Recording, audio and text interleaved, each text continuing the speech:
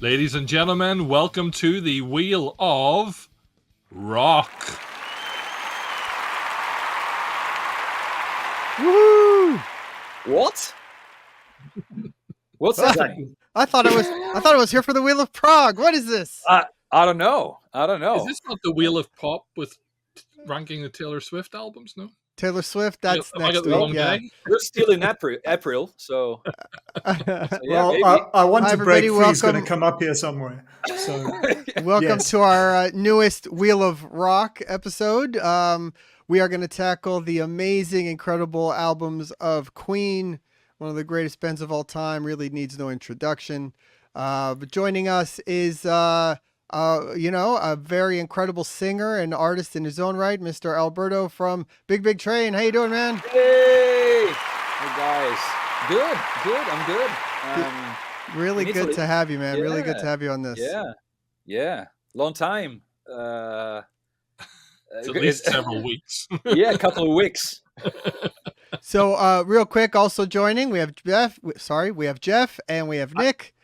And I thought that intro was for me, actually. I'm really disappointed it was for Alberto.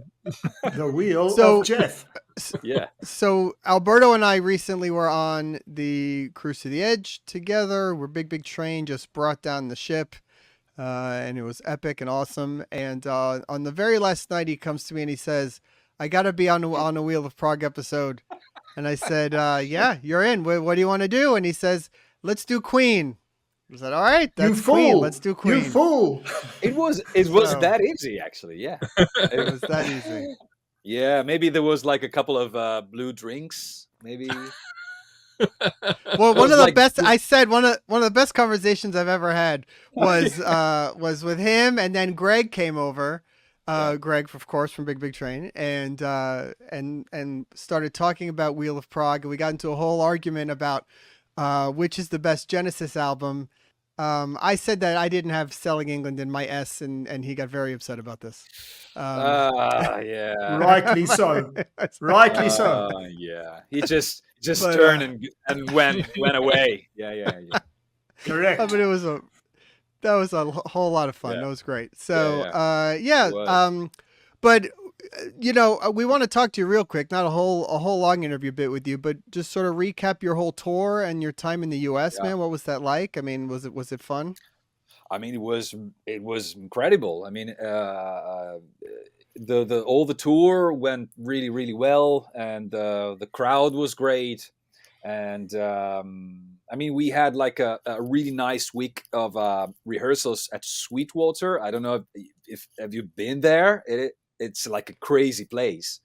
No, I've never been. I know about it. Really but, yeah. dangerous. It's a dangerous place. I mean, they have everything. So you go there, and and we were just not rehearsing, but just browsing guitars or pedals or whatever. So it was really fun. But by the way, they have like an incredible studio and incredible theater. So we had like our first gig there, and yeah, I know all the gigs went really well, and the cruise was, I mean, amazing. I am speechless about that because we really didn't expect a reaction like that. I mean, people they were so good with us. I mean, it was a real pleasure just be there and talk to everybody. And I mean, it was incredible. It was a great experience. Yeah. Yeah, the standing ovation in the theater gig was wild. Every song, everybody was standing, and then a couple of days later, you guys played by the pool. Yeah, And I mean, yeah. I'm surprised the ship didn't sink. The entire everybody on the ship was on the top deck watching. Like the whole thing was insane. It was so insane. cool. Yeah, I mean, I'm so sorry because we had like technical issues. Yeah, Well, that's right. it is. I mean, it is a big festival on a ship. I mean, it happened. So there was like a technical issues, and so we were there trying to figure it out what it was, the mixing desks and stuff. I don't know, and so we were late. So sorry to everybody, but we did our best, and it was it was a tough gig for us. I mean, because it was like a little shaky. So, Yeah. but No, but it sounded I great. It started late, but it was phenomenal. Otherwise, If you I don't, if you enjoyed it. don't but start that's late, the ship. It happens all the time on the cruise. Oh It's yeah, yeah, fine. of course. Everybody if you do knows. not start late, you haven't been on Cruise to the Edge. Yeah, of course. It's a Yeah, thing. it's true. That's true. That's true. Yeah, yeah. But But it was. I was going to say, I think what those people probably experienced was what many people, across the Big Train story have experienced, which is seeing the band live is something that's very, very different. And you can have listened to the albums for a very, very long time. But I mean, I remember the first show that I saw on the Grand Tour, with David, and I'd listened to the band for a very, very long time.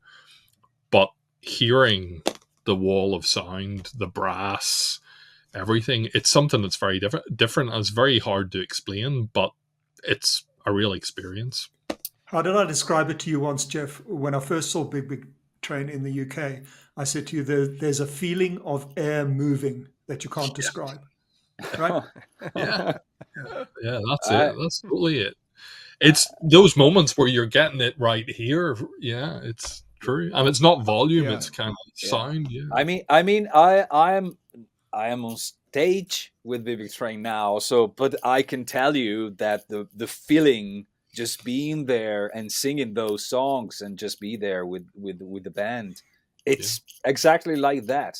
I mean, I'm feeling it. I mean, when the Taurus pedal comes, I feel it. I mean, I just Right. vibing, like vibrating. I mean, it is so cool. I mean, it is a dreamy job for me, and it is tough, but it's a dream. So I mean, it is fantastic, and I'll try my best to do do the best that I can there. Well, you know what? I think part of it is also that everybody can see how happy you are being there. You can tell Yeah. from the Yeah. stage, and that's super cool, man. It makes it a lot of fun to watch. So, And Greg, congrats, and I hope you guys are back and next year. Ricard Hope so. and Nick, their joy in having you there is also palpable. They- You can see it. You can I feel mean, it's a group of people, an incredible group of people. So it is really, really, like it was really easy to connect. So that it's, and we became friends. So it's not just going there and and being at the office with them. It is just enjoying every show, every note. So it is great. Yeah. Excellent. Sounds good. All right. So should we get started with this thing? Let's Oh, pull it yeah. up. Oh, yeah. Let's see. dear. Oh, yeah. There we go. All right. What's the order? What's the order? What are The we order doing? should be.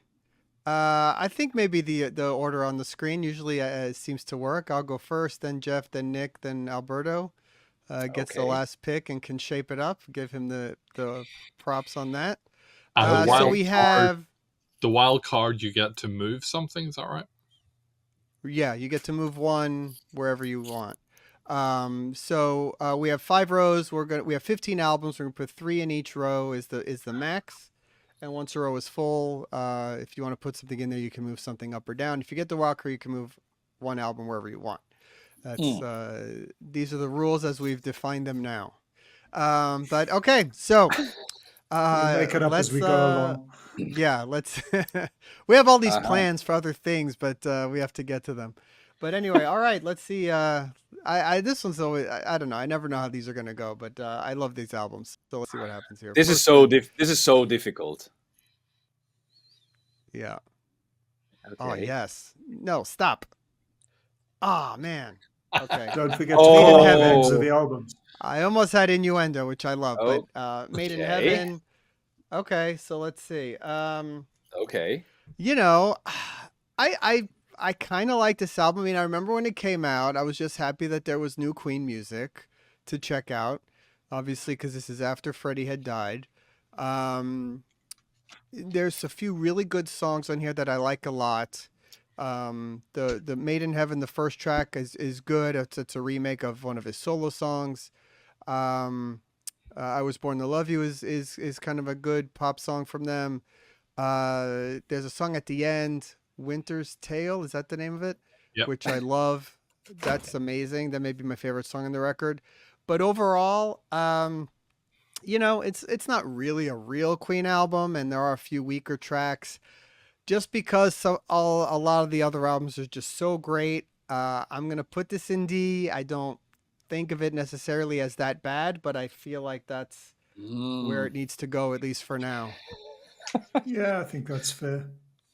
I mean, it's more of a tribute than anything else, right? And it meanders. Yeah, I mean, as posthumous albums go, it's not bad actually. You know what I mean? But I think Geoff?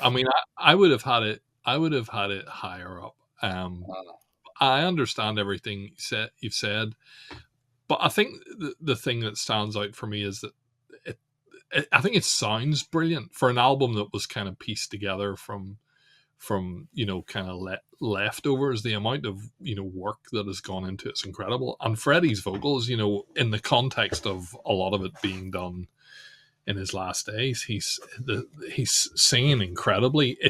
I think it's one of those things. It could have gone so badly wrong. I think it's a really well-rounded album. It's very listenable. Yeah, it's a very listenable record. It sounds cohesive for what it's worth. But there's a funny thing with it. The very first bit is sort of just like like an interlude opening thing, where it's like it's a beautiful day or whatever. Beautiful day, and that's just been between me and my son, because we both like Queen a lot, and he knows all the songs too. But between me and him, whenever we see it's a nice day out, it's one of these silly things we do with each other. It's a beautiful day, and we both say it out loud. And we just chime into that, which is always funny. All right, so we'll move on. Sorry, Queen. I hate to do that, but this is one of my favorite albums. Actually, it is crazy. Well, okay. It is so difficult because it's I need to really not going emotional, but because it's it was one of the I was born in '83, so this like Innuendo and this one were the two records that I really was like the albums that I was okay. This is like something that I enjoyed. So I'm really, really in love with the album. And I think the vocals are crazy. There is a couple of moments that are like Mother Love. It's like goosebumps. I mean, it's crazy. But I can see your point. And it is like they didn't do it together. It is like it's like a sort of that's my cop out. Yeah. Besides, it's made in the studio. That's that's what they should have called it. They should have called it "Made in the Studio." Made by computers. Yeah. Okay. Geoff. Sorry, is anyone getting crackling? Is anyone getting crackling? No. I hear okay. Yeah. Oh, okay. The Miracle. Okay, The Miracle. He sighs deeply. So, for me, I think there are a lot of Queen albums that, in general, there's very few of them that start to finish, I think, are kind of really perfect. And I think there's quite a few that have some moments in them which are just kind of the skippers, as I would call them. Most of the albums have those iconic songs, and it seems really hard. Where do you place an album that has, I Want It All, Breakthrough, Was It All Worth It? But it's also got, Rain Must Fall. Rain Must Fall. So, I remember this album coming. I'm younger than Alberto, but this album came out when I was about 18 or 19, and we listened to it from start to finish, loved the singles, loved the album. I think in the longer term, it's probably one that hasn't stood up so well for me. So I have it in as a C tier.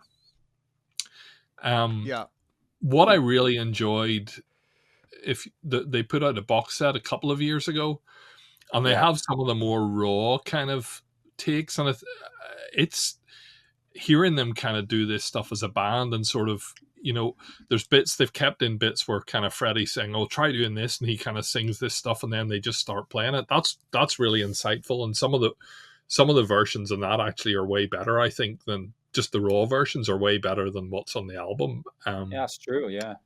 There is also "My Life Has Been Saved." I think it's in Made in Heaven. I think it's there, or it was supposed to be in the album, but it was a single B-side. Yeah. Oh yeah, sort of. There were two songs I really liked on this album. "Was It All Worth It" is one of my all-time favorite songs. Oh it's yeah, amazing. And I always liked "Scandal," which I thought was really good. Another crazy vocal thing. Yeah, and then of course "Breakthrough's" great, and "I Want It All." I think those are the four strongest tracks. But then you're right, Geoff. The rest is really sort of choppy. There was a bonus track, "Hang On In There," which I thought was really good. That wasn't on the main album, but I would have put that on there instead. Again, it's nothing they do is, well, I won't say nothing they do. I'm going to save that. Nothing they do is terrible. I'm going to not say that. But but even the opening tracks like "It's My Party" and "Kashigogi's Ship" and stuff, they're fine. Like, it's not, you know what I mean? When you're listening to the album, you can enjoy it. But they're not songs you'd put on a best of playlist or anything like that. You know what I mean? I think C is where this is probably. I think so. And it's got a lousy cover, man. Horrible cover. Really? Yeah, listen, that was done a long time ago, pre-Photoshop. It's pretty impressive when you consider. It was state of the art. All right, like, I take it back. They made a video about how they made the album. Yeah. It is crazy because if you look now you could do that album cover in about 5 minutes, but it's like 5 minutes. But if you look at the eyes, you can it's like the eyes of everybody. It's just matching perfectly. Yeah. That's great. I don't know how they did it. Like, there is the video, and it was some people call it the Invisible Album, right? Because they look like invisible men on the cover. And oh yeah. Well, that was, I think I read that was supposed to be the name of it, right? It was the title. It was the title before The Miracle. Yeah. And the song "The Miracle" is one I never really sat well with me. That either. Well, the crossfade in the middle. Yeah. That's just not great. That's weird. Right? Okay. All right, Nick, you're up. All righty, what you got?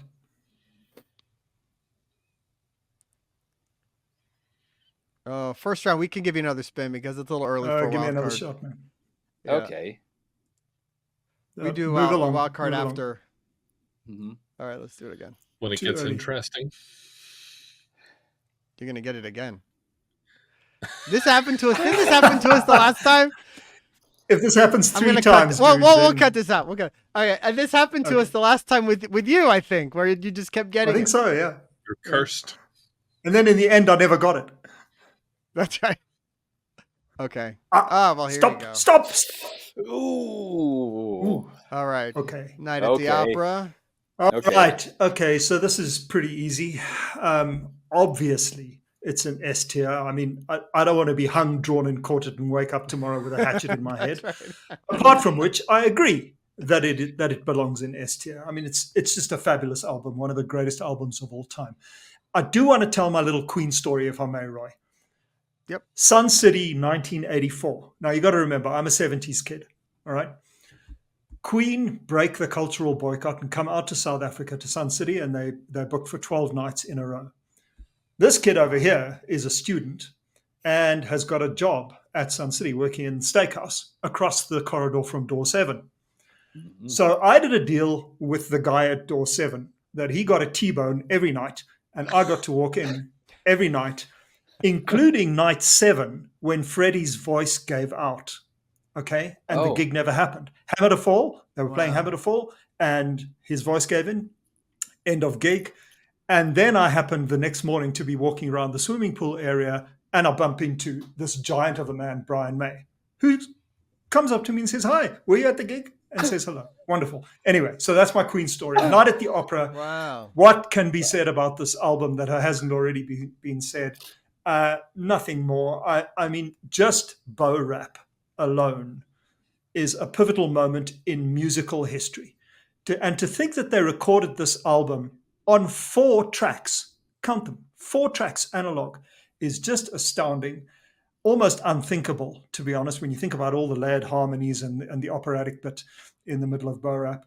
So it's decidedly an essential album for any music fan, certainly prog fans and any rock fan. One of the greatest albums ever recorded, and I don't think anyone's going to argue with me. No, No, a masterpiece no. from beginning to end. I think so. Yeah, it was like at the time, it was like one of the most expensive album made. I think. Yeah. I mean, the production. I mean, it's crazy. Yeah, as you said, like the vocals. It's a masterpiece. I mean, I just can't see. I can't see a band in this day and age making an album this eclectic that's so successful. It's not possible. I can't see it happening. No, because it's really catchy. I mean, there is a lot of catchy stuff, but at the same time, it's so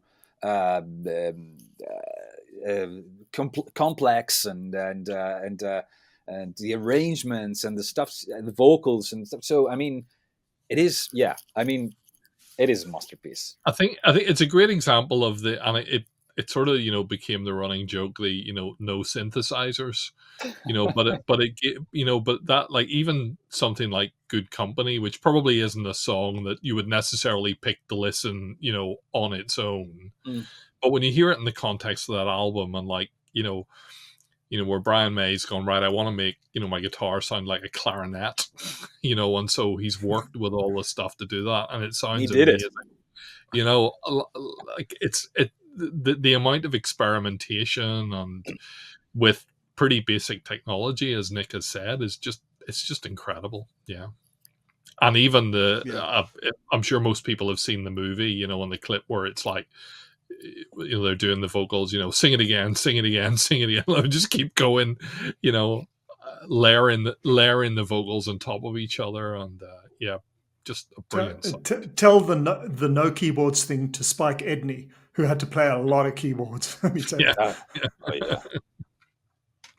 The thing is too that these songs are generational. I mean, both my kids grew up in this music. They know all the songs. Bohemian Rhapsody is every generation rediscovers it, and it becomes the song that they know. It's just awesome, and it's going to go on. That's going to go on for a long time. So I think that was easy and fun. And if there's anybody out there that hasn't listened to that album, it's right away. I mean, I don't even who hasn't by now, but Yeah. All right, Alberto. Okay. Let's see what you got.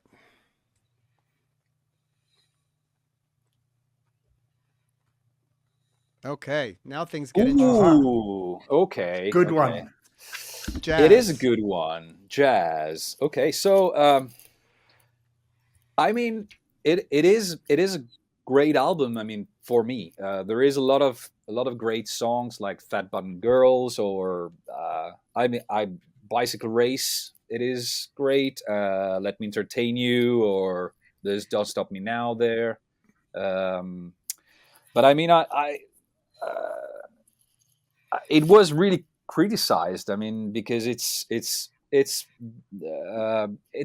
experimental. I mean, there is different kind of vibe during all the album, and I mean, I like "Jealousy." I like what is there? I don't remember. "Fun It." It's like the first like disco kind of experiment. Like they started to do like a little disco vibe there. I mean, I can. I didn't prepare this, so You never do. I mean, it's a weird album, right? It's a weird album. It's a weird album, but there is "Don't Stop Me Now" there. That is just alone. It is one of the best songs. I mean, Queen have ever made. So I put it in B, and let's see what happened. Yeah. Yeah, I think Uh, I think that works for me. I mean, I saw rankings where there were lists that had to sit as they're maybe in the top 3 albums, and then I've seen it ranked on the bottom. So On it's the really bottom, kind of yeah, all over the place. it is. It Yeah, is. I I think think B's fair, but for me, I probably would have shoved it up to A. I thought it was a Really? surprisingly good album at the time. And as Alberto says, "Don't Stop Me Now" it just immediately smacks you in the face. And there's a lot of good stuff on there.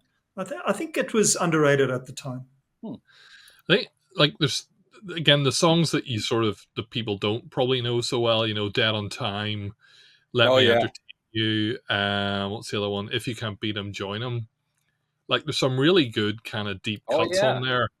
Fun It, I could happily not hear again. More of that jazz, And I could Mustafa. happily not hear again. More than There's jazz. No, it's some of these albums have a Roger Taylor moment. That one happens for me. That one happens to have 2 of them. I'm not saying that everything. I'm not dissing everything that Roger does, but sometimes, you know, Roger I think was kind of pushing that new wave sort of thing that sometimes didn't quite kind of click. Right. But yeah. yeah, and then you've got something so completely random as Dreamer's Ball, you know, this kind of funny little ballad in the middle of it, you know, so they were still doing that eclectic thing. That was good. Yeah, I mean, every album in this period, they continue to find not just hits, but 2 or 3 massive, massive hits that just elevate every album. I mean, Fat Bottom Girls, Bicycle Race, Don't Stop Me Now. Those for many bands, that's a career. Those 3 songs is a career. Oh, great. You know what I career, mean? yeah. It's insane. So Yep. every album has 2 or 3 of those, which is always a weird, makes you think of an album in a weird way. So you almost have to look at the deep cuts and say, which album do I like the deep cuts better? And I think this one they're a little lesser for me, but the ones you mentioned, Geoff, I agree. Those are good, but there's a few too many moments maybe on here that are iffy. Yeah, I think B's probably fair. All right, that's cool. So let's see. All Even right, Steven go, so my far. turn. Yeah, we're doing all right.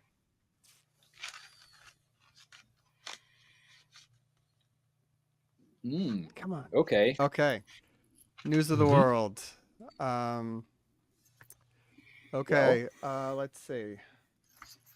Yeah, I mean, that's a weird one for me. This is what I was saying again with like jazz. I mean, it has "We Will Rock You" and "We Are the Champions," which is like Yeah. I always think about sometimes when I hear those songs and go, like, there was a time these songs didn't exist. That's unimaginable almost. You know what I mean? Yeah. Like, there was a time before "We Will Rock You," which is crazy because I don't remember that. It's Yeah. been Right. pivotal my entire life. You hear it almost every day. So that alone should put this on there. I know for a lot of people, this is their favorite album. I think the album cover influences that decision because it's maybe one of the best album covers of all time, in my opinion. I think maybe that's a fact. But it's not my favorite. After Sheer Heart Attack, I sort of lose interest in this record. It's Late is really good towards the end, but a lot of the chunk in the middle, I don't love. Spread Your Wings. Oh, Spread Your Wings. Yeah, Your wings. Spread Your Wings is good. All dead. Yeah, I I mean, like I All may Dead. I may do the most controversial thing so far on this thing, but I'm gonna put this in B. And All Dead is about a dead cat, apparently. A dead cat. Yeah. Well, yeah, and there is also maybe one of my all-time favorites, My Melancholy Blues. Yeah. That it's like yeah, that's okay. like one of the Sure. greatest piano and vocals kind of songs. Yeah, it's amazing. Yeah. Wow, B Again- for News of the World, huh? B. Wow. Okay. That's rough. What do you dude. think? Is that too low? No. Well, Well, let's see how it pans out. On my Geoff, where are my you list, with this? I had it as an A, because see that too. again, I think again, it's the Fight from the Inside is probably the one that wasn't another quite- disco Taylor. Again, Yeah. sorry, good try, Roger. Yeah, look, Yeah, I would have it slightly higher, but I can see it in B as well. You know, it's so hard when you have such amazing I'm tracks. I trying to love think if I'm it. trying to leave options open for other stuff there, but look, if somebody was going to put this in A, I think that's also fair. You know what I mean? Mhm. There was a tour that the Just tour one of the recent tours that they did, and this is one of the things. I mean, it's been good. I mean, I think Adam Lambert is brilliant with Queen.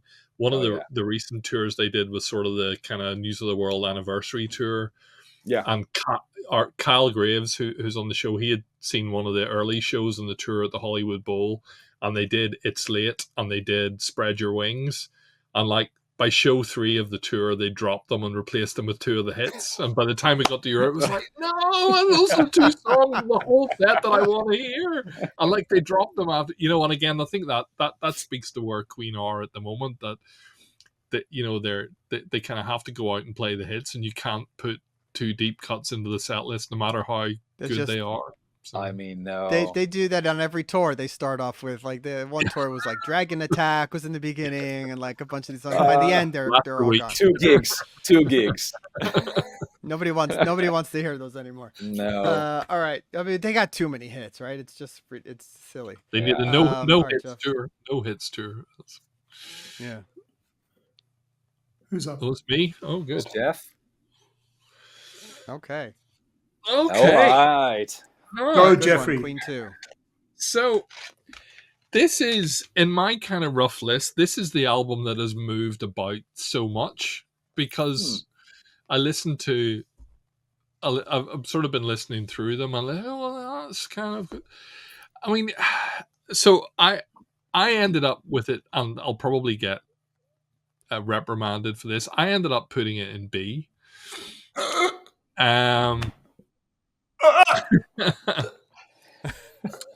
What? I think there's probably, you know, and I'm not going why. I really don't know why, because it was in A at one point. Wow. It's hard really to fault shocked. for. There's so many of these shows that we do, and kind of the first 1 or 2 albums just end up right at the bottom, right?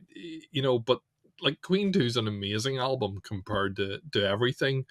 It's got the concept bit, it's got the white side, it's got the black side. The things that I think are slightly weaker on it, Someday, One Day, not keen on. Loser in the End, sorry Roger, not keen on that. He hates the Roger Poor- songs. yeah, poor Roger. Poor Roger. It's got like, What is it with you and drummers, dude? I mean, you know, White Queen and Nevermore, incredibly strong ballads. Oh, Nevermore. My God. Nevermore. My goodness. You know, Oh, yeah. Loser in the End as well. Not amazing. You know, the March of the Black Queen, the segue of it into Funny How Love, brilliant. You know, sort of foreshadows kind of the sort of Bohemian Rhapsody thing. And ends on the Seven Seas of Rye. Like, I mean, it's a great album, but in the scheme of things, for me it sits somewhere in the middle. But I'm guessing that's not a popular opinion. It's not. For me, Jeffrey, this was- as I was to the Spock's Beard podcast, so are you to the Queen podcast. When Nick Alberto, starts just so that you know, I didn't Yeah. I dared not to put the light into S tier, and I got panned for it. Now, Jeffrey, it's your turn. Come on, dude. when Nick Liar alone makes this an S tier. No, It's Liars. This is Liar's not not Liar. on it. Liars on the first album. Liars Lies the on first album 1. Okay, first I one. No, apologize. but I have Still, Queen 2 as S tier. That's it. It's an S tier for me. Is that where you were going with it, Nick? yeah, absolutely. Yeah. Okay, An A, Lies an A not- for me. sorry, apologies. I I don't know, love Jeffrey. this album. It's their proggiest album. The second half of it, March of the Black Queen, is just insane. It's so good. It's just mind-blowingly good. And Nevermore, Father to Son. It's just great. I'll give you a couple of missteps, but the rest of it is just so strong that for me it would be an S tier. It is one of the heaviest. I mean, it is really, really heavy. I mean, in the guitar work and everything. I would put it in an A actually, because I see a couple of other that I there would be like an S maybe just for that, because it would be there up there. I mean, but the other thing is that the first two albums, they don't have like anthems like all the other albums. Well, they were the first two albums, of Right, course. So the big hits, yeah, right. but you don't have the "We Are the Champions" or whatever. It's so. So it is more of a I mean more of a single songs, like more of the other way around, the overall album. It is and I mean it is an A for me, but yeah, but I okay, all right, understand. well, let's see what happens. All right, Nick, interesting. Give me Queen 2. what- Oh, I forgot we already did I wonder that. what S is for some of you guys. Oh, here we go. Ouch! Oh no. Well, From the sublime to the ridiculous. Okay. Flash's theme. Flash's theme is a great song. Okay. Loved it. And as cheesy as the movie was, I enjoyed watching it in the movie as well. And it's great. But this is not a Queen album. It's a soundtrack. yeah. It's really not listenable as a rock album. It meanders. It's a little pointless, actually, unless you were buying it specifically because you wanted to hear the music in the movie, with the exception of Flash's theme. So for me, I'm actually surprised that you put it on the wheel at all, Roy. I've got to put this one in D. Well, we needed a 15th album, and it's in there. It's listed as one of their albums on most. On all the album rankings you ever see, that it's included. So it's everywhere. It's everywhere. Yeah. But it is not. I mean, it's just I agree. a soundtrack. Yeah. It's the soundtrack, and the song. I mean, the main song. It's really nice. It's weird. It's really weird, but it's nice. And the movie, it's not bad. I mean, I kind of like. I love that movie. It's ridiculous, but I love that movie. Sci-fi thing, and it's an Italian production. So I mean, oh really? Yeah, it's Tino De Laurentiis. Yeah. It was like the big producer, like the worldwide producer, but it is an Italian production. So yeah. So the two things I'll say about this album, and I have it in D tier as well. Number one, The Hero. It's a little short song, but they used it as a show opener. It's a great tune, and Freddie's singing like way up high. I mean, when they played it live, they like kind of detuned it by about 3 steps so that he could sing it. But I love that little bit. The other thing about this album is, certainly everything I've read of it would suggest, number one, it's one of the first sort of proper rock band did a movie soundtrack. Yeah. And, the whole idea of putting the songs together, putting the dialogue from the movie into it, they actually approached it as it didn't just, record all the music in there, throw it all on the album. They actually, I think it was mostly Brian, he tried to put it together as something that you could listen to, and it kind of sort of tells the story. If you've seen the movie, you'll listen to the album and be you can remember the scenes. Like, how many soundtrack albums, do you listen to and go, oh, I remember what, bit of music of the movie that was from, and I think it was one of the, so from that point of view, I think it was a very brave thing to do. My other memory of it vaguely being sort of 10 or 11 at the time is that it came out actually pretty quickly after the game. So it wasn't like, you waited 3 years from an album and it was, for an album and it was Flash Gordon. It kind of, came out in amongst a whole lot of other stuff. So that was kind of okay as well. But I would still have it in D tier. But yeah, I think it has to go there. The other really good thing. It lets us have an album to put in D tier, let's be honest. Yeah. The other really cool thing is if you have the kind of the more recent CD has some of their the versions of like stuff like Football Fight. They have a version of it that it's just them playing as a band. Like on the album, it's all really synthy, but they kind of like they just play it as a song with Freddie playing the stuff on the piano, and it sounds really cool. I like it. So there we go. Yeah. And Roger wrote it, so I think, so I can give it. Okay. And you liked it. What's new? That you like, yeah. All right, so we're moving on. All right, that was you, Nick, right? So Alberto, you're up. Yeah. Okay.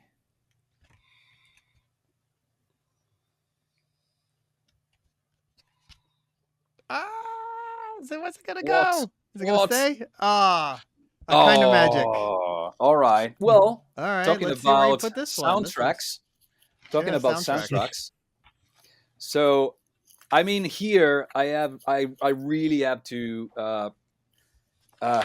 not being emotional, because this is, I think, the album that I listen like more than any other album in my life, because Wow. I had the cassette, and when I was really really young, and my parents hate me to this day for that, because it was like every day was just that, because I didn't have a lot of cassettes, so that was the one. I mean, I had that, and it was just going in a loop, A and B, A and B, A and B. So I'm really into, I love this album. I mean, I really love it, but there is a couple of weird things, like I don't know, Give Me the Prize, but I mean, I like it. Pain Is So I Close like to Give Me the Pleasure. Prize. I like it. Well, it's the really heavy metal. I mean, It's really heavy. yeah. Well, there is a couple of I mean, there is a couple of anthems. I mean, One Vision, or Kind of Magic, or I don't know what is there. Well, Who Wants to Live Forever? Well, Wants to Live Forever. Yes, of course. But there is other deep cuts, like One Year of Love, that I mean, I love it. I mean, it is, and in a vocal point of view, it's crazy. I mean, it's just Freddie can sing it. So I mean, so that is crazy. And Friends Will Be Friends. I mean, it is Great a song. nice. It's a great song, and I love the Wembley thing when Brian May forgot that the song was starting. That's right. You know that? Yeah. It was like it's just starting like right on the on the one. I mean, it was like crazy, and but yeah, Don't Lose Your Head. That's Who a wrote that wacky one? track. Who wrote that one? Yeah, Roger. Yeah, that's Did a he? Roger one. Did he? But Yeah, but that's the worst song on the album. that it's bad. Where I are mean, you putting it then? Where are you ranking it? I mean, if I had to be like as a personal, because I mean, the album need to be like a linked to a personal thing. I put it in B. Okay, you so have we to got to put move. something If you out put of in B B, you then. got to move one. We have to move one. Nah, that's the I think- game. Queen 2, dude. Queen 2 goes up. No, Or you could put it Queen in A. 2 Whatever. goes up. I think Queen 2 goes up. That's Okay. my guy. That's the correct. I think move. Queen This is 2 why goes he's in the A. lead vocalist in one of the top progressive rock bands in the world. This is So- why. Just for that. I got Queen. I got A Kind of Magic when it first came out, and I wasn't like the massive fan. I was still pretty young, but I remember loving the album, and I loved Highlander. So like that was like Oh, my yeah. favorite movie, and I was super into that. The thing is that I feel like it's very, very close to being one of their best albums. Like very, very close. It's just Don't Lose Your Head and Pain Is So Close to Pleasure are so bad. Like if they took those two songs off Yeah, and it's true. replaced them with two good songs, It's true. this album's awesome. Like One Vision is an amazing opening song, anthem, that guitar riff, the whole thing is amazing. A Kind of Magic is a brilliant pop hit. 1 Year of Love, beautiful ballad. Who Wants to Live Forever, one of the greatest emotional songs Oh, yeah. ever. Amazing. Princes of the Universe is amazing. Like great. the guitar playing, the whole thing is awesome. Like it's a really, really good collection of songs, but not enough songs. And so you're left with maybe 6 to 7 that are good, that doesn't make a whole album. So it's sort of like, I think gets stuck in B, but the songs on it that are good, I think are like really good. You know what I mean? I mean, I put it there. Just maybe we can move it, but down or up. I mean, maybe down if there's. But for me, it is an A. Like as just memories about that album, but. No, I agree. I mean, but it's B. I don't know, man. Who Wants to Live Forever is just so awesome. No, it's crazy. And the greatest thing, it's like if you listen to the Wembley, like that, it's like the second thing that I listen the most in my life, I think. Yeah. It's how they translated like a song like A Kind of Magic in a rock 4-piece rock. Well, there was Spike Adney doing stuff, but I mean, they were like, if you listen to the album version, it's really not electronic, but I mean, it is like with keyboards and stuff. It's really produced, and but then they just played it like the rock way, and the song is still there, and it's amazing. And they could do it with what's the most ridiculous? The most ridiculous thing about Don't Lose Your Head is that it's so on the nose about the movie. Like, it's so literal. That's the hilarious part about it. Because the movie's literally about getting your head chopped off, and that's it couldn't be more ridiculous to write a song about that. You know what I mean? I would have had this much lower. Again, at the time I listened to it end to end, I loved it. I think over time, 1 Year of Love, you're talking about these songs, Pain is So Close to Pleasure. I'm not a big fan of the studio version of A Kind of Magic. Like Alberto, I think it's way better as a live song. And Don't Lose Your Head. So I'm kind of listening to that going, that's kind of 4 out of 9 for me. I even don't necessarily count, I know it's on it, but One Vision was kind of done about a year before everything else, and I kind of part of me wishes they'd gone more in that direction maybe than some of the stuff that they did. But look, it's they're all great. For me, it's just that was slightly. Was that yours, Alberto? Okay, it was me. Yeah. So, okay, your all turn. right, come on. There's still a lot of good ones here. Give me something good. Or not. Oh man, that's disappointing. Okay. I'm sort of okay with where everything is. Let's see. Let's see if there's something to do here. I really don't think there. You know what? I'm gonna put Queen 2 in S because why not? That's what I'm gonna do. Good man. Okay. Good man. Okay. And so it wasn't. It wasn't B. It was B. Yeah. Yeah. It's okay. climbing. Can't go any All right, further. that was good. I'll take it. Yeah. All right, let's see. Moving on, Geoff. We'll go straight to you. I don't see that album lasting up there, but we'll see what happens. Oh no. Oh, here we The go. game. Okay. The game. So, this is another one I moved around a lot, but I've ended up with it in A tier. Okay. Again. Well, Are we good? the album with Another One Bites the Dust, Play the Game, Crazy Little Thing Called Love, Save Me, 4 incredible songs. Sail Away, Sweet Sister, a deep cut that I love. Dragon Attack, I just think is brilliant song. I Need Your Lovin' Tonight. I think they at the time it was, I can remember at the time it was kind of, more of a back to basics type thing. And it was refreshing after kind of the, the run of, I suppose, the more produced stuff.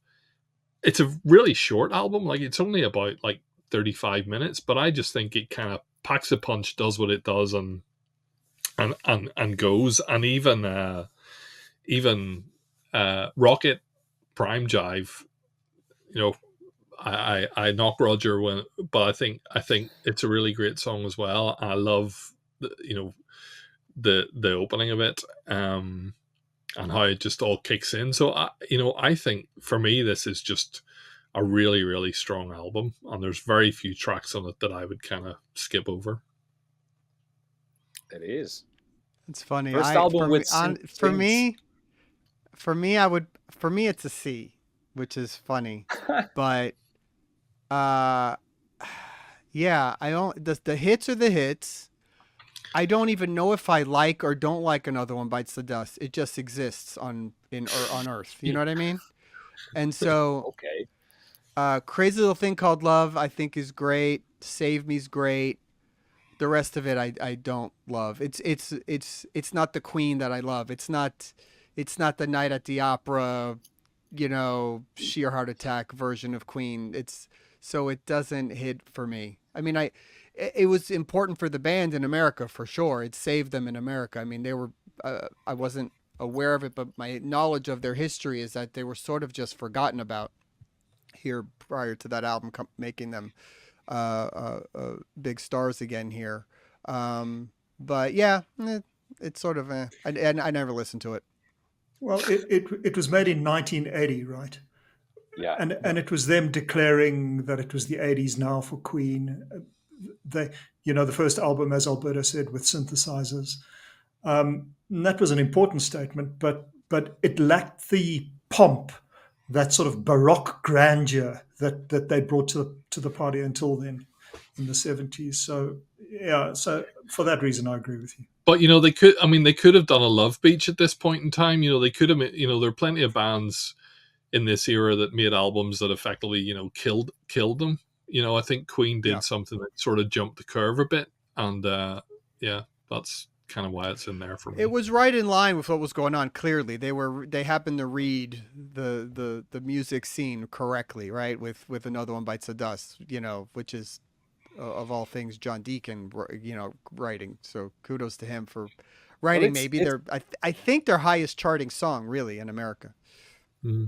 I think so. Well, it's a kind of a bridge to the next one. It is a little bit. Yeah. Do you know which the next one is? The unmentionable next one. Yeah, I mean, but it is like with Another One Bites the Dust. I mean, it is a little.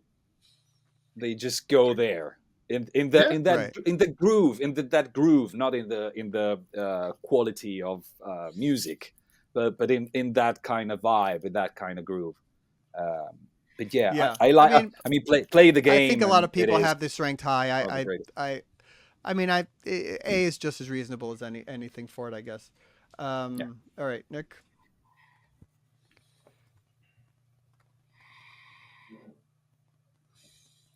Okay. Yes, please. Okay. Yes, please. Sheer heart attack. My favorite Queen album. Yes, above Night at the Opera. I think it's better. I think it's the perfect album.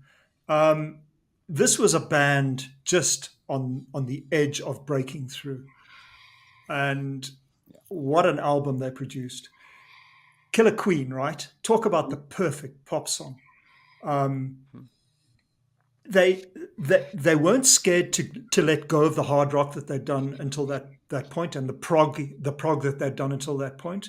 But whatever they did at this point was just untouchable. It was perfect.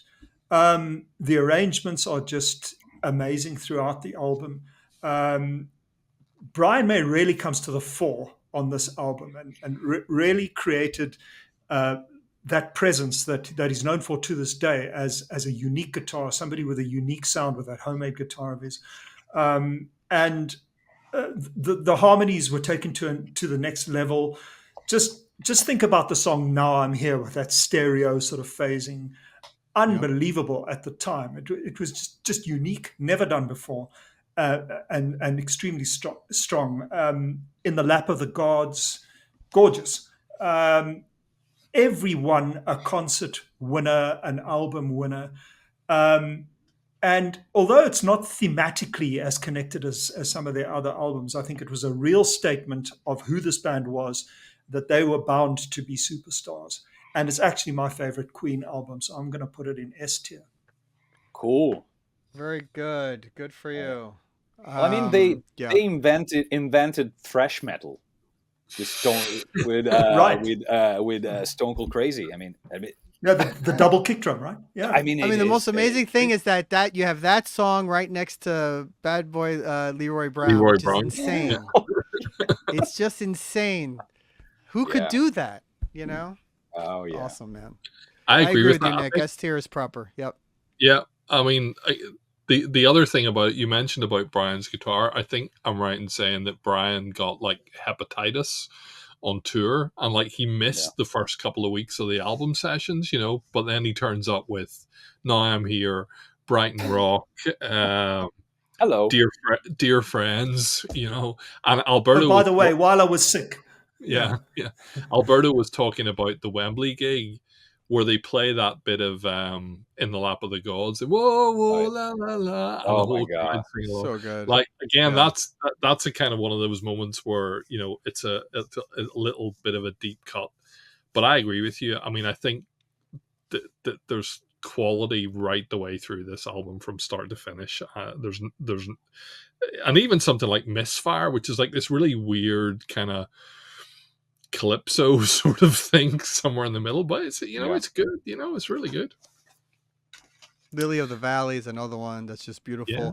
And how about Roger? Speaking of Roger Taylor, those high notes in Lap of the Gods. I mean, that's that's crazy. That's the drummer doing that. And that stuff. little kind of medley of what is it? Tenement Funster, Flick of the Wrist, Lily of the Valley. What a song! Yeah. It's just great. Amazing. Yeah. It's a masterpiece. Bravo. Those three albums, man. Wow, that's a run, huh? That's amazing. What a run of records. Okay. Okay.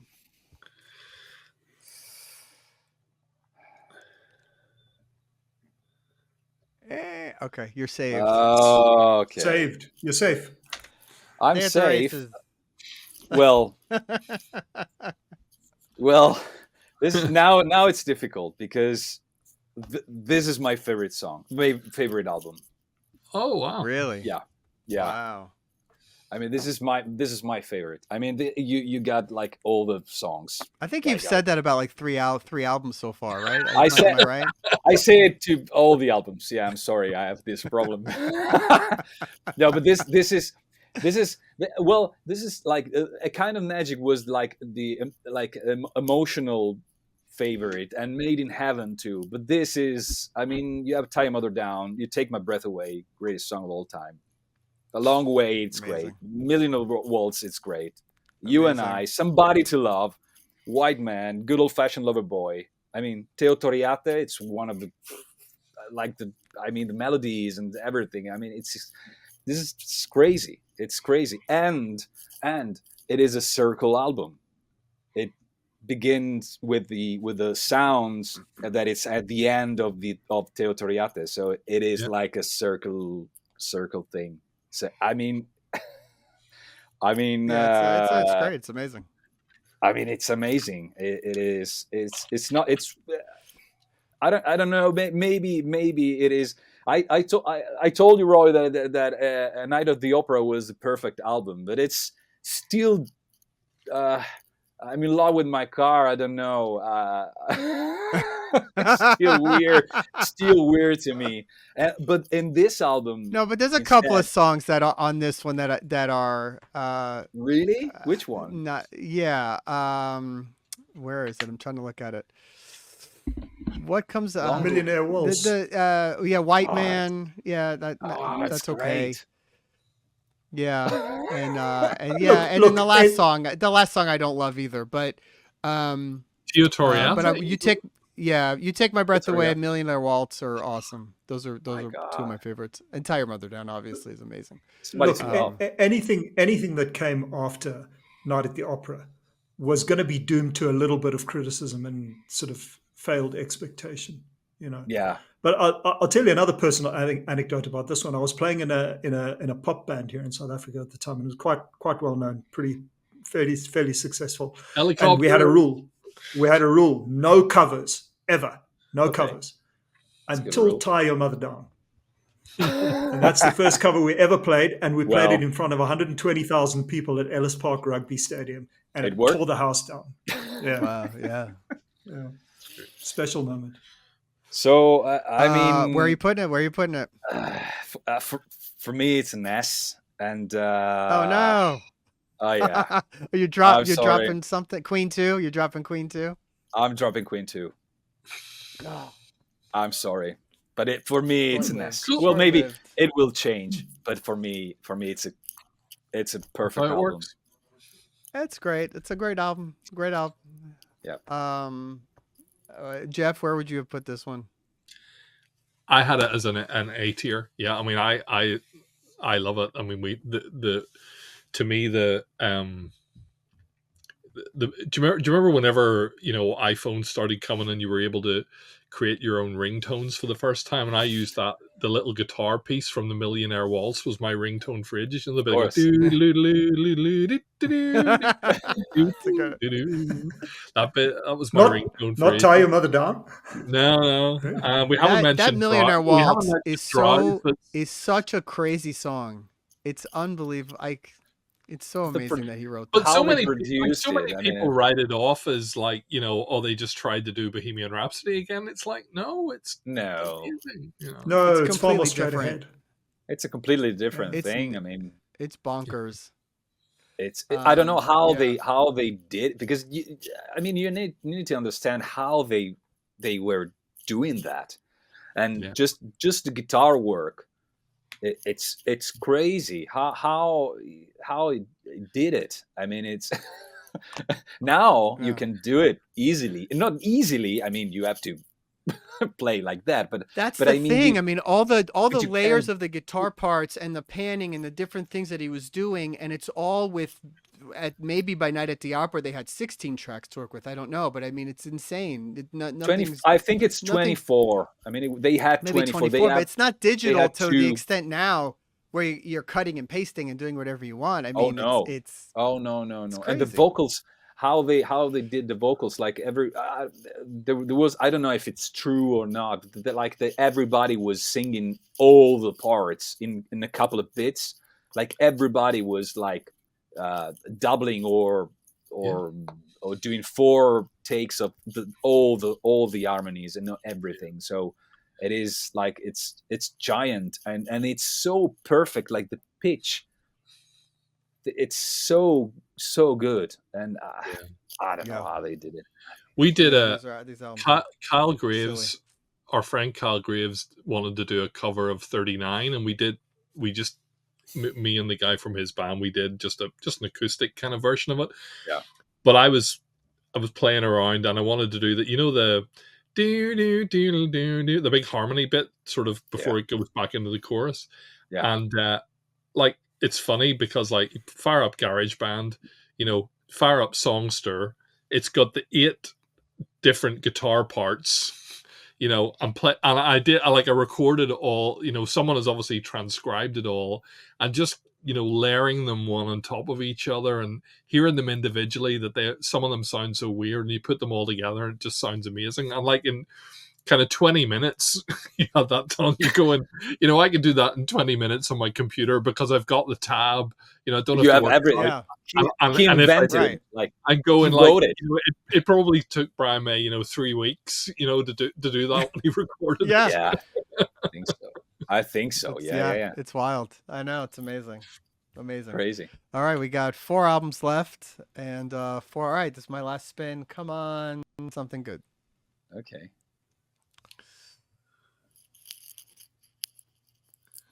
Okay, not the one I wanted, but I like it. It's a good album. It Okay. works.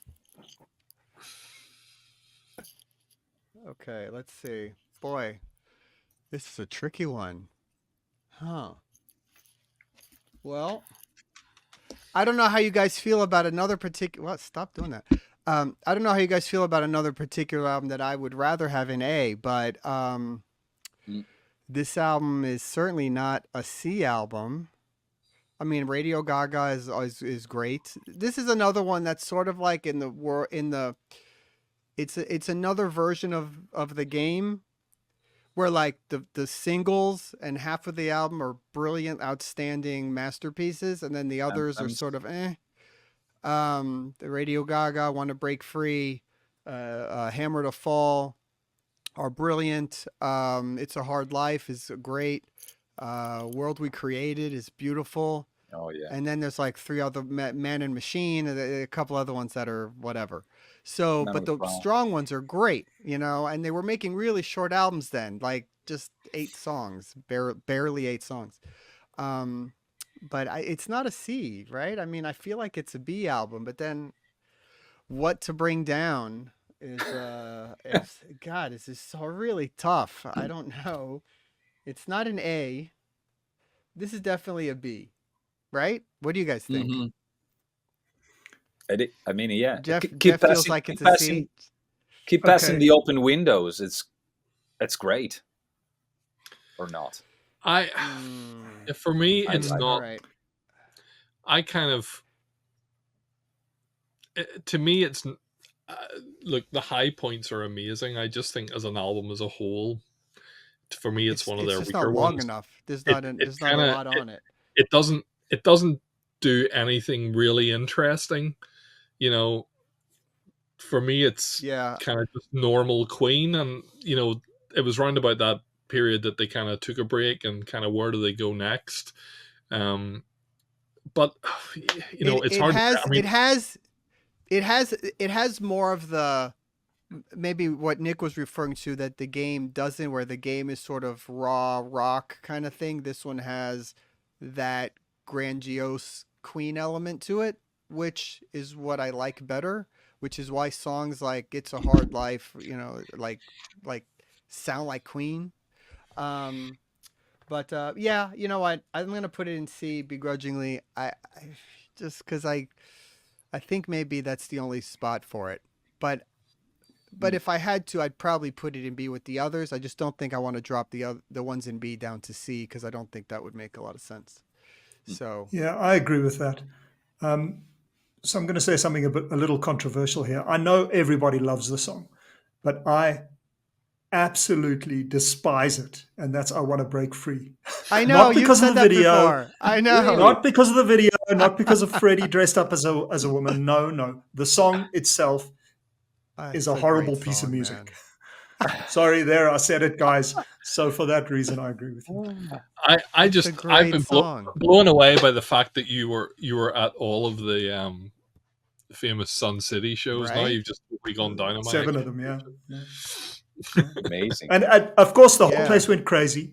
But no, Not you, that was T-Bone. That was T-Bone time for me. T-Bone Yeah. time. You know, the other thing is, Geoff, maybe you have some idea about this, but there's various versions of Hammer to Fall on different albums, right? Where like the guitar solo is one way, and then there's like another with the longer way, and Yeah, Yeah, it was, so- they did like there was a 7-inch single version which is shorter and has a different leaves In out the kinda greatest like hits, extended in the greatest hits, maybe it's Yeah. different. Yeah, they're all They these cut different out- they versions of cut it. The out one on the regular part of the album has the longer middle, right? Which I like. Yeah. and then there's the Headbangers mix, which is a kind of has an extended sort Ah. of intro piece. Yeah, there's Yeah. a few versions of it around. Great song. Haken did a version of "Is This the World We Created" for our Prog from Home That's right. Really? concert. Yeah. Yeah, Oh, which I was need to really check that. nice. Yeah, it was very cool. Okay, Yeah. so not the album I wanted, but let's see what happens. You always say that. Jeffrey, I feel a Okay. sense of doom. Uh-oh. Oh, Yeah, okay. No, Make me- no, I was don't- wrong. The don't doom make is me mad, probably Geoff. mine.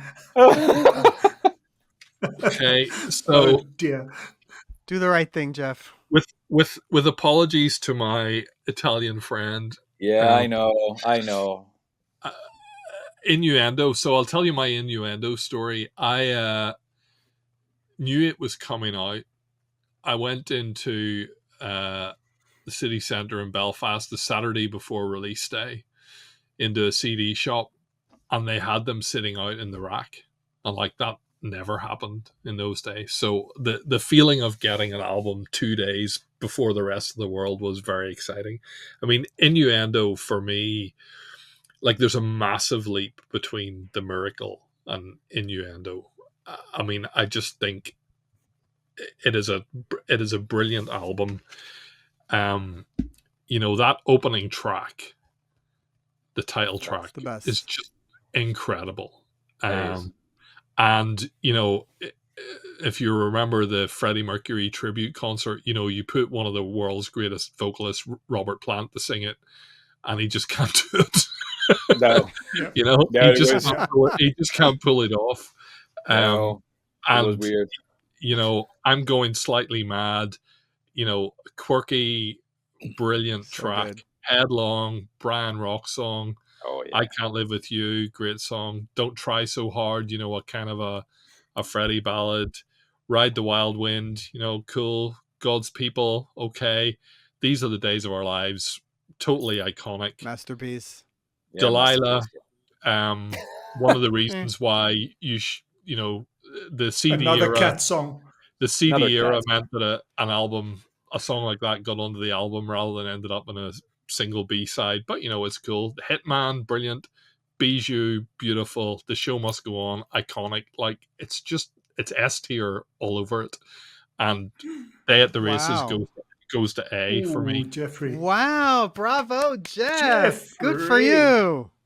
That's You're a good. brave That's man. amazing. Good.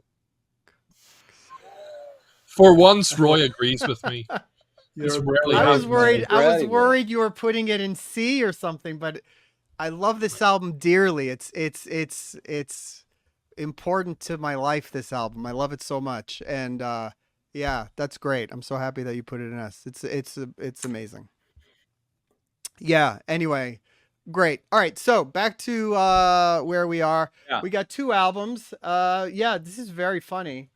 And I think we all know who's getting the next, or which one Nick is getting. Yep, pretty much. Please. Please, Roy. Oh my god. Oh, hot Well. mess. Well, why do you Hot- always give me the extremes, Roy? The Why? wheel always does it for you. Well, you did get Night at I the don't know, Opera. man. Okay, I Yeah. despise it as much as everyone else in the world. That's pretty much all I can say. Yeah, I'm just gonna go ahead and put it in. Put it right down the bottom at the far end of D. I mean, it's not Queen. It's well, okay. So it's got a David Bowie appearance on it. That's its one saving grace under pressure. Well, But other than that, it's just paltry and it's throwaway.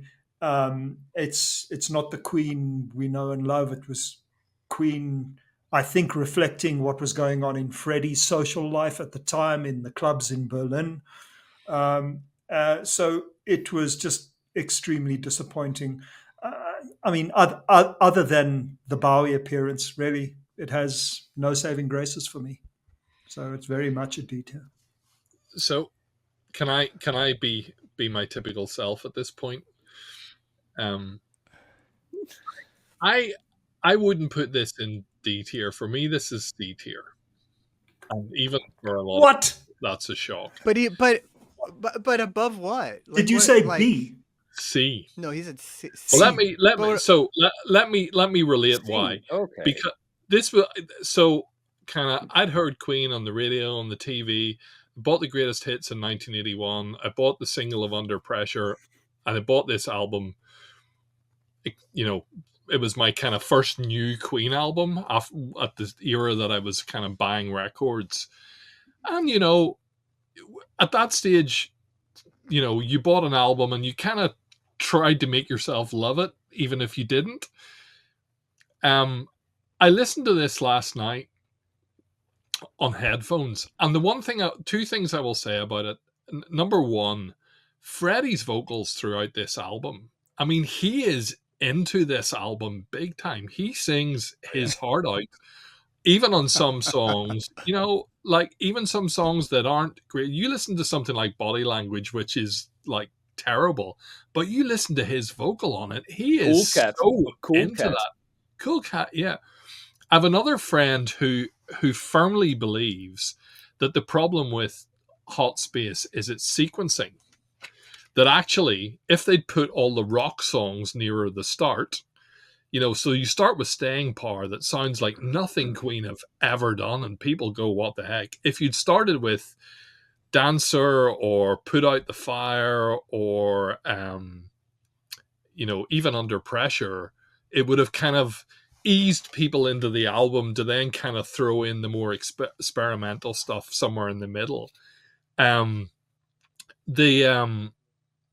what's it called? Life is Real. The kind of the John Lennon thing. Again, Freddie's vocal in it. It's brilliant.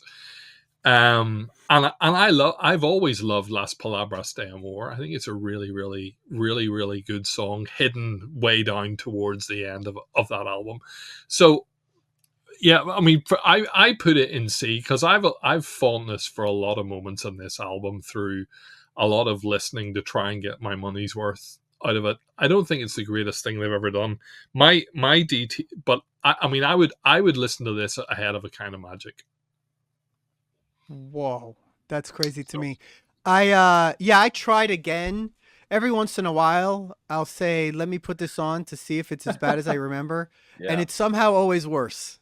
So, yeah.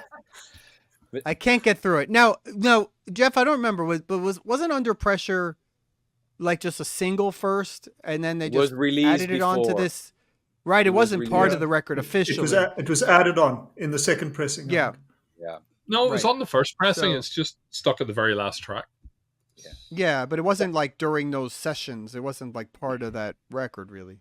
Very purple. But I agree with Geoff. I mean, the vocals and they are like really top level. I mean, in all the albums of Queen albums, I mean, it's great. And if you listen to I think the new version of there is some live versions, like of Action This Day, that are not really bad. I mean, on the live situation, like a more rocky kind of situation, but it was like a reflection, I think, for about the time, the period. I mean, the disco club, Freddie clubbing. So I mean, So yeah. Well, they found their way back, right? So that's all. So it is a D. It is a D. It is a D. We're down to the last one, the first album. Where do you want to put it? You want to just fill the slot right there in C, or are we moving something around?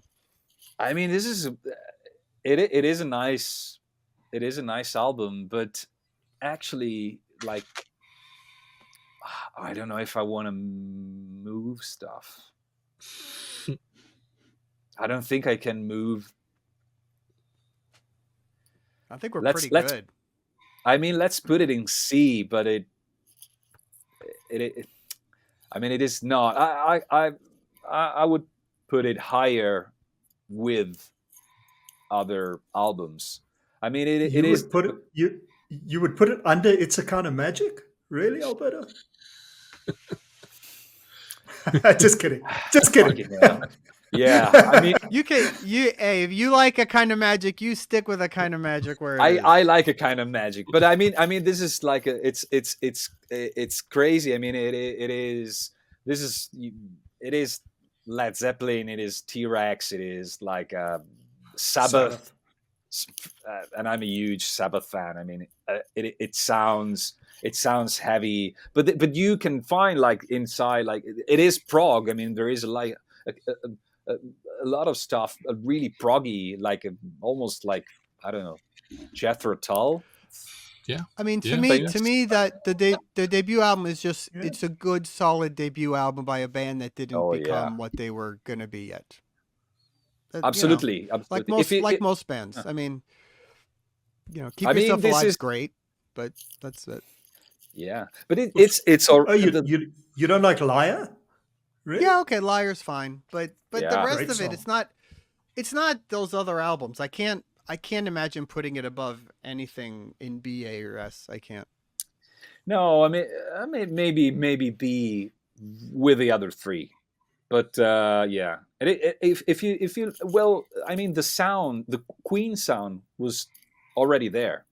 I mean, from the first album, you listen to the album and you say, okay, this is something different. There is something about the band, and I can imagine at the time listening to that.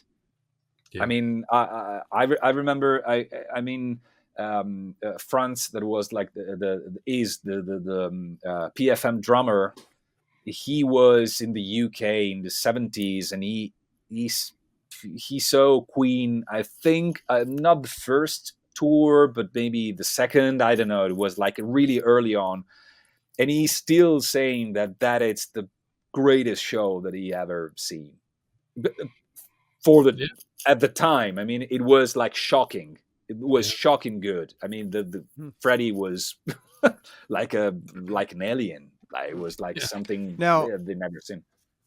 Yeah, I never got to see them, obviously, with Freddie. I saw. No, of course. Well, we should actually acknowledge this. I did see them with Paul Rogers when that was an awesome show. We did not include the Cosmos Rocks because that album shouldn't exist. But it's like, and we don't acknowledge like the female Ghostbusters. It just went away. Yeah, exactly. No, it doesn't exist. But that was a really good concert. The one thing I'll say about the thing I'll say about this album, two things.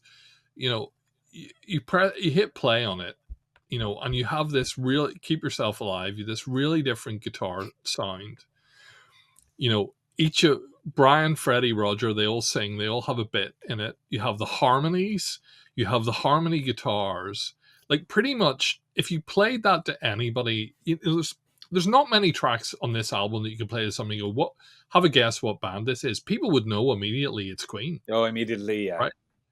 You know, and again, there's not, you know, if you think of a band like Jethro Tull, you know, their early albums sounded quite different. Like, for a debut album, it's incredibly fully formed, and it has so much inventiveness, and like even those longer tracks like My Fairy King and what's the other one called, Great King Rat, you know, they have all sorts of like really kind of clever musical, it's, you know, packed with musical ideas, and it ends with that hint of, you know, the Seven Seas of Rye, you know, here's something we've got coming, you know, and you know, it's as if they almost knew like where it took off. And I think the story of this is like they recorded it in the downtime in the studio, so they basically waited around in the studio until whoever had booked it left, and then they went in. So they kind of made this thing, you know, at night time, and then it was like ages before it actually got released. But I mean, I put it in my draft. I put it in C tier. But again, it was one that moved around for me because it's just such, you know, if that was the only thing they made, you know, they would be the biggest cult band that you'd ever have heard. No.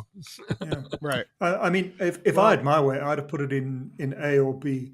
But I hear what you say, Geoff. You said you'll play it to anybody today, and they'll say, "Oh, that's Queen," right? But when it came out, play it to anybody, and everybody said, "Who is this?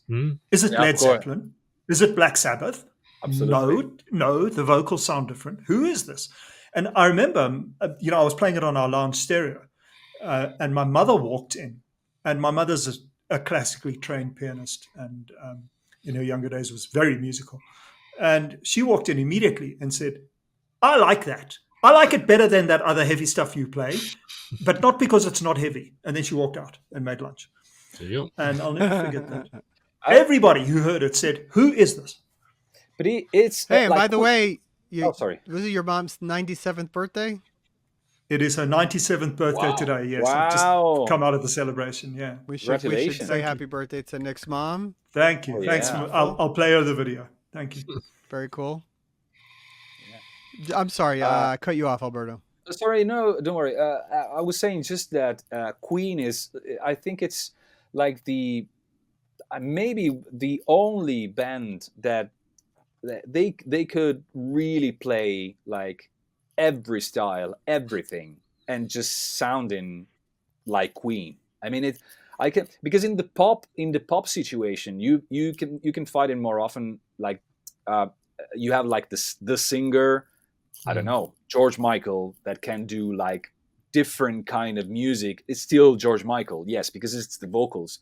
But here is the band. It is a band. Of course, you have Freddie vocals, but it's still in the rock situation. I don't know another band that can really be so different and doing stuff like Hot Space, and then doing, Bohemian Rhapsody, and then doing Millionaire Waltz, and then doing this kind of stuff, and it just sounds like Queen. It's there. Obviously, the closest band, the band that did it first in that was the Beatles. Did that a lot, right? Different styles. Yeah, of course. They sort of originated that, but then Queen took it, I think, even to another level, and then it's another level. But I don't know of another band that, certainly no one now has done it in forever, done albums like this. And I think the other thing about them, my first Queen album, I've talked about this before, but the thing that got me really into music was borrowing Queen Live Killers from someone. I kind of knew songs from the radio, but hearing, that live version of Brighton Rock, made me go, what? I was kind of a 9 or 10-year-old kid learning to play the guitar, and that was just like, how do you get a guitar to sound like that? Got me really interested in music. But, we talk about the Beatles, but by the time the Beatles made their studio masterpieces, they weren't thinking about playing live. Queen were doing all of this stuff, and also, Alberto's referenced it a couple of times, found a way to translate that into a live arena. Yeah, sometimes it was, look, Bohemian Rhapsody, the middle part, will just play the tape and let the light show take it over. Well, that was impossible. I mean, yeah. But they totally translated all of that really complex studio stuff, and so had that reputation of a really strong studio band, but also an incredibly strong live band. And there's very few bands who I think achieved that. Mm-hmm. Yeah. Right on. I think we nailed it. Right. This is a good ranking. Are we happy with how it turned out? I'm happy. I think it looks good. Are we shuffling the orders in the tiers? Yes. People complained that we didn't do that the last time. So I think S tier is good for me in that order. I think Alberto gets the final say. So you get to shuffle them around in the tier, Alberto. In the tier. Okay. In the tier, yeah. Okay. Well, the S tier is, it's okay. Yeah, I think it's solid. A tier, you want to move Day at the Races up to the front? I want to do it. Yeah. Yeah, for me, yeah. And, okay. B tier, what do you think of that order? That works for me too, I think. Hey, maybe News of the World first? Yeah, okay. News of the World ahead of jazz. It's funk. Yeah. And we can put this one up here first, I think. Oh, yeah. Maybe this order? Yes, sir. Yeah. And I think the bottom works as well. I switched before. So, are we saying that Flash is better than Hot Space? No. Yes. Okay. Yes, we are. Oh, yeah. Oh, we'll let Geoff have that one. Okay. We'll let Geoff have that. Officially. All right. Hey, Alberto. Hey. Thank you for joining us, man. You're welcome back anytime. Guys, it was a great pleasure. It was so fun. Thank you. Congratulations on the album, Alberto, and congratulations on the US tour and the cruise. You guys are killing it. Thanks. Yep. Check out Big Train, The Likes of Us, which is still out now. Incredible album. And keep an eye on I don't know, maybe there'll be some tour dates, other things coming down eventually. Yeah, there is this summer. Right on. Okay. Yeah. All right, guys. I know it's late for you guys. So good night. And don't forget to subscribe. Follow us on all our socials, progreport.com and all that. And check out our other Wheel of Prog episodes. And we'll see you again real soon. Bye-bye. Bye. Hey, thanks for checking out the podcast. Don't forget to subscribe to our YouTube channel, wherever you get your podcasts. Follow us on all our socials and progreport.com. And we'll see you all again real soon. Thanks.